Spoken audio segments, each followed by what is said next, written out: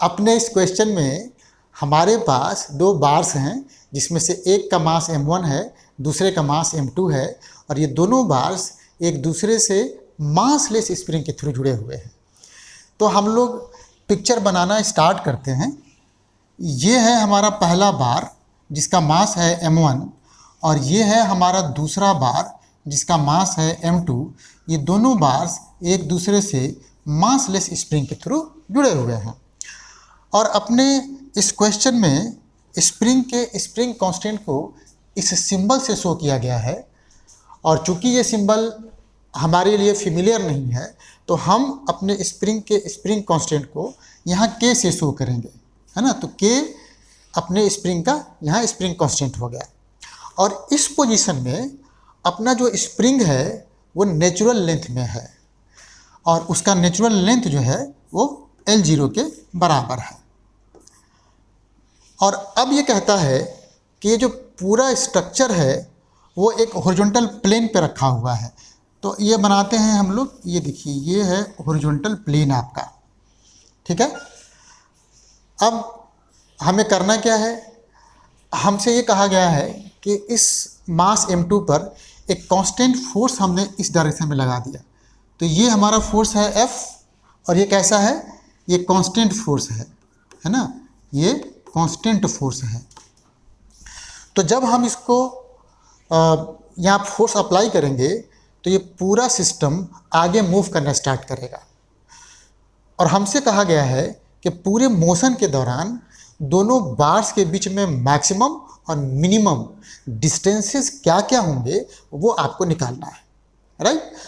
अच्छा, उससे आगे हम लोग बढ़े उससे पहले एक बात यहाँ क्लियर कर दें कि इस क्वेश्चन के दो पार्ट्स हैं जिसमें से पार्ट बी ज़्यादा इम्पोर्टेंट है क्योंकि पार्ट ए जो है पार्ट बी का ही स्पेशल केस है।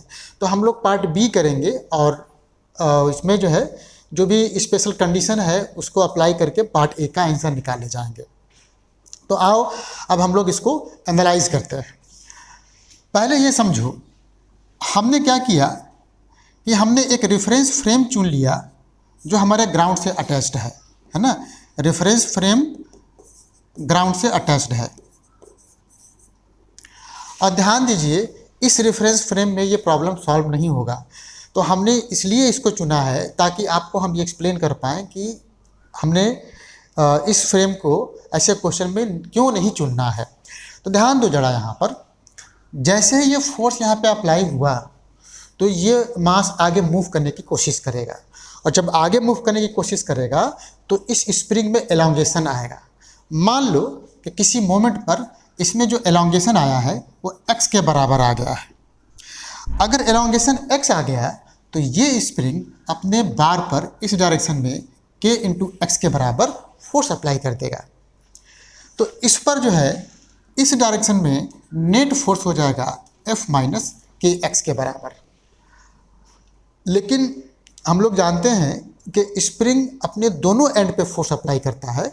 तो अगर इस एंड पर फोर्स के एक्स अप्लाई कर रहा है तो ऑब्वियसली इस एंड पे भी इतना ही फोर्स के एक्स यहाँ अप्लाई करेगा। तो इसका इस डायरेक्शन में नेट फोर्स हो गया के एक्स। अब समझो अगर इस पे भी फोर्स लग रहा है, इस पे भी फोर्स लग रहा है और दोनों फोर्स का डायरेक्शन इधर की तरफ है, इसका मतलब कि ये भी इधर की तरफ मूव करना स्टार्ट कर जाएगा और ये भी इधर की तरफ मूव करना स्टार्ट हो जाएगा। तो कुछ समय के लिए देखिए, कुछ समय के लिए इस स्प्रिंग में एलोंगेशन कंटिन्यू रहेगा और जब मैक्सिमम एलोंगेशन आ जाएगा उस मोमेंट पर इन दोनों की वेलोसिटी सेम हो जाएगी, है ना। इन दोनों की वेलोसिटी मान लीजिए v हो गया, ये भी v हो गया और दोनों का एक्सेलरेशन भी सेम हो जाएगा, है ना। इसका एक्सेलरेशन a1 कह लो, इसका एक्सेलरेशन a2 कह लो, ये दोनों सेम हो जाएगा। तो जब तक हमको ये दोनों वेलोसिटीज पता नहीं होगा तब तक हम आगे इसको सॉल्व नहीं कर पाएंगे। दूसरी बात कि आगे हमें मैक्सिमम एलोंगेशन निकालने के लिए दो कंडीशन को यूज करना पड़ेगा। जैसे कि पहला हमने देखा कि दोनों का वेलोसिटी सेम हो गया और दोनों का एक्सेलरेशन सेम हो गया। ये बहुत ही कॉम्प्लिकेटेड हो जाएगा और शायद ये सॉल्व भी ना हो पाए, है ना, बहुत लंबा कैलकुलेशन हो जाएगा। तो अब हमें इस क्वेश्चन को सॉल्व करने के लिए दूसरे किसी रेफरेंस फ्रेम का सहारा लेना पड़ेगा। अब समझिए कि अब जो हम रेफरेंस फ्रेम चुनेंगे वो हमारे सिस्टम के सेंटर ऑफ मास से अटैच्ड होगा। अब वो क्यों होगा वो भी जरा समझिएगा। जब दोनों का वेलोसिटी सेम हो जाएगा तो वो वेलोसिटी सिस्टम के सेंटर ऑफ मास के वेलोसिटी के बराबर हो जाएगा, है ना। ये देख लीजिए, ये हम कॉन्सेप्ट वाले सेक्शन में ये सब डिस्कस कर चुके हैं। दूसरा, अगर दोनों का एक्सेलरेशन भी सेम हो गया तो ये एक्सेलरेशन सेंटर ऑफ मास के एक्सेलरेशन के बराबर हो जाएगा। तो हमारा ये हो गया ACM equals to A1 equals to A2। तो इन दोनों कंडीशन से हमने ये देखा कि भाई सेंटर ऑफ मास को ही अगर हम रेफरेंस फ्रेम मान लें तो उस रेफरेंस फ्रेम में ये दोनों ब्लॉक्स या कि ये दोनों बार्स रुक जाएंगे, है ना। मैक्सिमम एलोंगेशन पर ये दोनों बार्स जो है रुक जाएंगे, राइट। अब इसी बात का फ़ायदा उठाते हुए हमने क्या किया कि इसको सॉल्व करने के लिए अपना फ्रेम ले लिया, है ना, इस सिस्टम के सेंटर ऑफ मास से अटैच्ड। चलिए तो हम आगे लिखते हैं और अगले पेज पे हमको जाना पड़ेगा। तो फाइनली हमने ले लिया रेफरेंस फ्रेम, इसको हम लोग सी फ्रेम बोलते हैं, अच्छी तरीके से आप जानते हैं। ऐसा रेफरेंस फ्रेम जो सिस्टम के सेंटर ऑफ मास से अटैच्ड हो उसको हम लोग सी फ्रेम बोलते हैं। तो ये सी फ्रेम ले लिया हमने। पिक्चर बेटा हम लोग फिर से बनाते हैं थोड़ा सा ऐसे ना, ये देखिए ये पिक्चर हम लोग फिर से ऐसे बनाते हैं। ये मास था आपका M1, ये मास था आपका M2 और आपका फ्रेम चूँकि सी फ्रेम है तो ये मान लीजिए आप हो ऑब्जर्वर जो सी फ्रेम में अटैच्ड है। तो आपको फ्रेम का अगर आप एक्सेलरेशन निकालेंगे तो पीछे हमने पहले भी पढ़ रखा है कि अगर पूरे सिस्टम पर एक्सटर्नल फोर्स F लग रहा है तो अपने सिस्टम के सेंटर ऑफ मास का जो एक्सेलरेशन होता है वो होता है F अपॉन टोटल मास, है ना। स्प्रिंग का मास नहीं है तो हमने इसको इंक्लूड नहीं किया है। दूसरी बात ये है, पिक्चर थोड़ा बढ़िया बना दे। दूसरी बात ये है कि अब हम अपने इस फ्रेम में इस पर एनर्जी कंजर्वेशन प्रिंसिपल अप्लाई कर देंगे या वर्क एनर्जी थ्योरम अप्लाई कर देंगे। Energy conservation principle, work energy theorem एक ही चीज़ है। तो अभी देखिए हम कैसे इसको अप्लाई करते हैं। समझो, मान लो कि अपने फ्रेम में ये जो ब्लॉक है यहाँ से यहाँ तक x2 डिस्टेंस चल करके रुक जाता है जब ये मैक्सिमम एलोंगेशन आ गया अपने स्प्रिंग में तब, ठीक। अब इसमें देखिए ये जो मास है वो इस डायरेक्शन में x1 डिस्टेंस मूव करेगा। अब आप कहेंगे ऐसा कैसे, तो इसको समझने के लिए दो तरीके हैं। सेंटर ऑफ मास तो हमारा कैसा है, स्टेशनरी है, मतलब सेंटर ऑफ मास का पोजीशन चेंज नहीं हो रहा है। तो हम ये लगा सकते हैं फार्मूला M2 x2, है ना, plus M1 x1 equals to 0। थोड़ा ये वेक्टर में लगा दो ऐसे क्योंकि डायरेक्शन की बात होगी। तो इससे आप निकाल ले जाएंगे कि हमारा जो मास M1 है वो इधर की तरफ जाएगा। या फिर ऐसे भी कह सकते हैं आप दूसरे शब्दों में कि अगर मेरा फ्रेम सी फ्रेम है तो ये तो नॉन इनर्शियल फ्रेम हो गया, है ना, नॉन इनर्शियल फ्रेम हो गया। तो इस नॉन इनर्शियल फ्रेम में इनिशियली, नोट करो, इनिशियली जब हमने इस फोर्स को अप्लाई करके मूव करना स्टार्ट किया था उस मोमेंट पर इस डायरेक्शन में एक शूडो फोर्स लगेगा, कितने के बराबर, M1 इंटू ACM के बराबर। और इधर जो एलोंगेशन की वजह से जो फोर्स लगना था तो इनिशियली तो वो 0 होगा, तो ये इधर की तरफ मूव करना स्टार्ट कर जाएगा। हालांकि धीरे धीरे ये फोर्स बढ़ेगा, इसका इम्पैक्ट कम होने लगेगा, लेकिन ये ब्लॉक जो है इधर की तरफ ही मूव करेगा। तो कुल मिला के हमने ये देख लिया कि अपने इस फ्रेम में मोशन स्टार्ट जब होता है उसके बाद जब तक हमारा स्प्रिंग मैक्सिमम एलोंगेशन पर आ गया, है ना, उतने समय में ये वाला मास अपने पोजीशन से x2 डिस्टेंस इधर मूव किया है, ये वाला मास अपने पोजीशन से x1 डिस्टेंस इधर मूव किया है। तो अब मैं क्या करता हूँ कि अपने सिस्टम पर जितने भी एक्सटर्नल फोर्सेस लग रहे हैं सबका वर्क डन निकालता हूँ, है ना।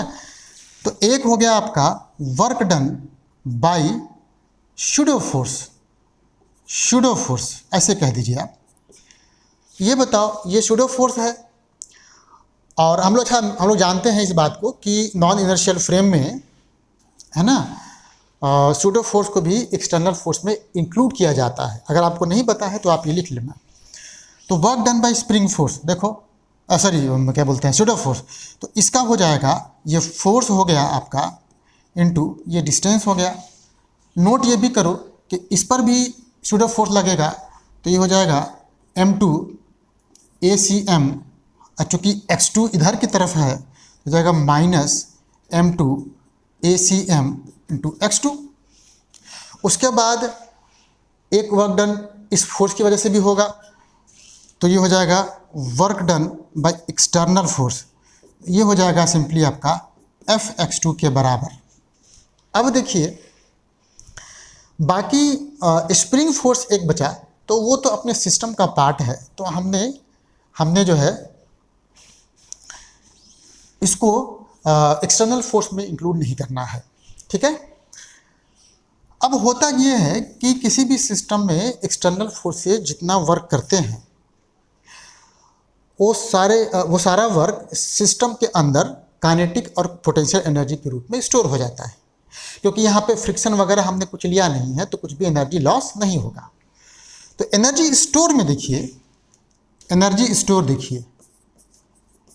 स्टोर्ड इन द सिस्टम कितना हो जाएगा, सोचो भाई। जो भी एनर्जी स्टोर होना है वो तो सिर्फ और सिर्फ स्प्रिंग में स्टोर होना है, और स्प्रिंग में एलोंगेशन जो हो जाएगा वो x2 प्लस x1 के बराबर हो जाएगा, क्योंकि है ना ये वाला मास आगे x2 मूव किया है, ये इधर x1 मूव किया है, तो साफ साफ दिख रहा है कि टोटल लेंथ में जो इंक्रीमेंट होगा वो x1 प्लस x2 के ही बराबर हो जाएगा। तो ये होगा हाफ के x1 प्लस x2 का स्क्वायर। और ये जो दोनों बार्स हैं मैक्सिमम एलोंगेशन पर अपने इस नॉन इनर्शियल फ्रेम में, है ना, स्टेशनरी हो जाते हैं, तो इनका तो कोई भी काइनेटिक एनर्जी नहीं रहेगा, ठीक है। तो आप उसको जीरो कह दो, ऐसे कह दो जीरो। और वर्क एनर्जी थ्योरम क्या बताया हमने, मतलब वर्क क्या बोलते हैं, एनर्जी कंजर्वेशन प्रिंसिपल क्या बताया कि सारा वर्क जो है इसमें कन्वर्ट हो गया है। तो हमने इसी चीज़ को यूज करते हुए यहाँ पर ये लिख दिया m1 ACM x1 minus m2 ACM x2 plus F x2 equals to half के x1 प्लस x2 का स्क्वायर, है ना। ACM की वैल्यू हम लोग जानते थे, तो हमने यहाँ पे देखिए रख दिया है। तो ये हो गया हमारा m1 x1 ACM है F upon m1 plus m2, और ये हो गया आपका minus m2 x2 F upon m1 plus m2 plus F x2, है ना। That is equals to half के x1 प्लस x2 का होल स्क्वायर। देखिए कुछ कॉमन वॉमन है इन दोनों में से, हमको लगता है कि F upon m1 plus m2 हम कॉमन ले लेते हैं। तो यहाँ देखो क्या हो जाएगा, यहाँ बचेगा m1 x1 माइनस, नहीं इसमें से कॉमन लीजिए, ये थोड़ा सा कैलकुलेशन में थोड़ा सा हमें स्मार्टनेस दिखाना पड़ेगा। हमने इन दोनों को ले लिया फ़िलहाल, तो ये m1 x1 F upon m1 plus m2, और इसमें से अगर F upon m1 plus m2 तुम कॉमन लेते हो, ध्यान देना यहाँ F upon m1 plus m2 तुम कॉमन लेते हो, तो यहाँ तो निकल जाएगा, ये बचेगा माइनस m2 x2। लेकिन यहाँ पे देखो क्या हो जाएगा, यहाँ पर तुमको यहाँ m1 प्लस m2 से मल्टीप्लाई करना पड़ेगा, और यहाँ भी m1 प्लस m2 से ऐसे मल्टीप्लाई करना पड़ेगा। तो यहाँ बच जाएगा तुम्हारा ये बच जाएगा x2 ब्रैकेट में m1 प्लस m2 है ना, और ये है हाफ के ब्रैकेट में x1 प्लस x2 का स्क्वायर। देखो जब यहाँ ब्रैकेट ओपन करोगे तो minus m2 x2 minus m2 x2 ना, यह कट जाएगा, मतलब ये वाला और ये वाला कट जाएगा। यहाँ बचेगा m1 x2, ठीक है। तो अगले पेज पे हमको फिर से जाना पड़ेगा। ये हमारा है m1 x1 f upon m1 plus m2, और यहाँ बेटा बचा, क्या बचा था, यहाँ बचा था plus f by m1 m2 x2 m1, हाँ,